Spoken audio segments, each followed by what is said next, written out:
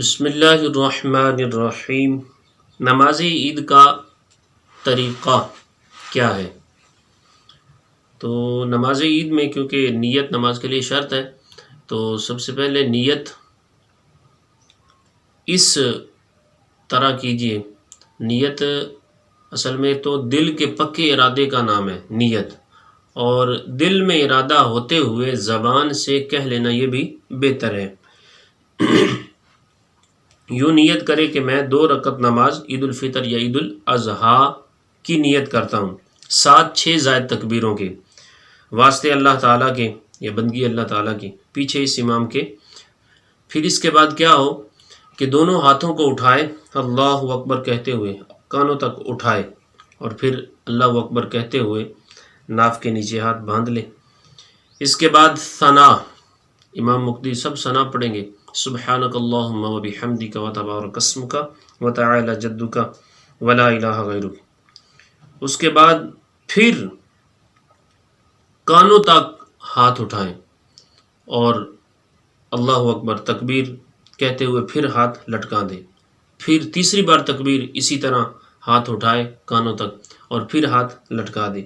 اس کے بعد چوتھی بار تکبیر ہوگی، چوتھی بار تکبیر ہاتھ اٹھانے کانوں تک اور تکبیر کہہ کر ہاتھ ناف کے نیچے باندھ لینے ہیں۔ اس کے بعد کیا ہوگا کہ امام تعوذ اور تسمیہ آہستہ پڑھ کر الحمد شریف اور آگے سورت بلند آواز کے ساتھ پڑھے گا، پھر رکوع کرے گا، اس کے بعد 2 سجدے، اور یوں 2 سجدوں کے بعد 1 رکعت مکمل ہوئی۔ اب دوسری رکعت کے لیے جیسے امام کھڑا ہوگا تو کیا ہوگا، پہلے الحمد شریف پڑھے گا، الحمد شریف مکمل پڑھنے کے بعد پھر کوئی سورت پڑھے گا بلند آواز کے ساتھ۔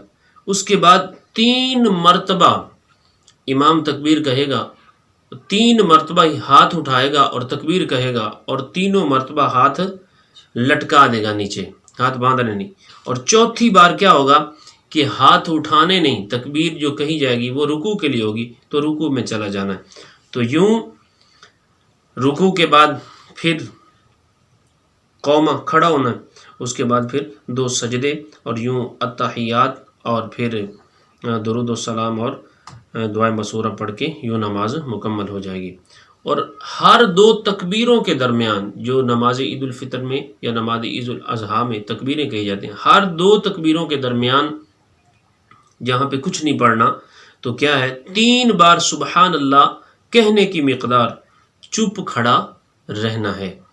اور اس کا یاد کرنے کا آسان طریقہ یہ ہے کہ ہاتھ کہاں پہ باندھنے ہیں اور کہاں پہ چھوڑ دینے ہیں، کہ جہاں تکبیر کہنے کے بعد کچھ پڑھنا ہے تو وہاں ہاتھ باندھنے ہیں، اور جہاں تکبیر کہنے کے بعد کچھ نہیں پڑھنا تو وہاں ہاتھ لٹکا دینے ہیں۔ اسی طرح پہلی رکعت میں کیسے ہوگا کہ تکبیر تحریمہ کہنے کے بعد اب ہاتھ باندھے گا کیونکہ ثنا پڑھنی، اس کے بعد دوسری تکبیر ہوگی، دوسری میں بھی ہاتھ کانوں تک لے جانے اور پھر لٹکا دینے، تیسری میں بھی ایسا ہی ہوگا، ہاتھ لٹکا دینے، چوتھی میں کیونکہ اس کے بعد الحمد شریف اور سورت پڑھی جانی ہے، باندھ لینے۔ یہ پہلی رکعت۔ اور دوسری رکعت میں بھی کیا ہوگا، دوسری رکعت میں پہلے الحمد شریف ہے اور اس کے بعد سورت ہے، اور اس کے بعد لگاتار 3 تکبیریں ہوگی، تینوں میں ہاتھ بھی اٹھانے اور لٹکا دینے، اور چوتھی تکبیر جو ہوگی وہ رکوع کے لیے ہوگی تو رکوع میں چلا جانا ہے۔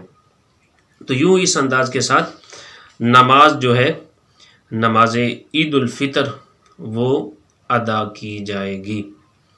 اب یہ کہ نماز عید میں، عیدین کی جو نماز ہے، اس میں آذان نہیں ہوتی ہے، حدیث پاک میں ممانعت موجود ہے، اور نہ ہی اقامت ہوتی ہے۔ اور عیدین کی جو نماز ہوتی ہے اس میں خطبہ سنت ہوتا ہے اور نماز کے بعد پڑھا جاتا ہے یہ، جبکہ جمعہ میں جو ہے خطبہ شرط ہے۔ اور اللہ تبارک و تعالی ہمیں توفیق عطا فرمائے کہ نماز عید کے موقع پر 2 میں آپ کی بارگاہ میں عرض کرتا ہوں بڑی پیاری سنتیں۔ حضرت سیدنا بریدہ رضی اللہ تعالیٰ عنہ سے مروی ہے، جامع ترمذی کی حدیث پاک ہے، حدیث نمبر 542، کہ آپ فرماتے ہیں کہ سرکار صلی اللہ تعالیٰ علیہ وسلم عید الفطر کے دن کچھ کھا کر نماز کے لیے تشریف لے جاتے، اور بخاری شریف کی روایت میں حضرت سیدنا انس رضی اللہ تعالیٰ عنہ سے روایت ہے، آپ اس کو روایت کرنے والے، کہ سرکار عید الفطر کے دن تشریف نہ لے جاتے جب تک چند کھجوریں تناول فرما نہ لیتے، اور وہ طاق ہوتی، یعنی 1 3 5 7۔ تو یوں اللہ تبارک و تعالیٰ اگر اس سنت کے اوپر عمل کرنے کی بھی توفیق عطا فرمائے۔ اور نماز عید کے لیے جانے کے حوالے سے، یعنی جانا اور آنا، اس کے حوالے سے بھی ایک بڑا پیارا سرکار صلی اللہ تعالیٰ علیہ وسلم کا جو انداز جامع ترمذی شریف میں نقل کیا گیا، حدیث نمبر 541 میں حضرت سیدنا ابو ہریرہ رضی اللہ تعالیٰ عنہ سے روایت ہے کہ پیارے آقا صلی اللہ تعالیٰ علیہ وسلم عید کو، یعنی نماز عید کے لیے، ایک راستے سے تشریف لے جاتے اور دوسرے راستے سے واپس تشریف لاتے۔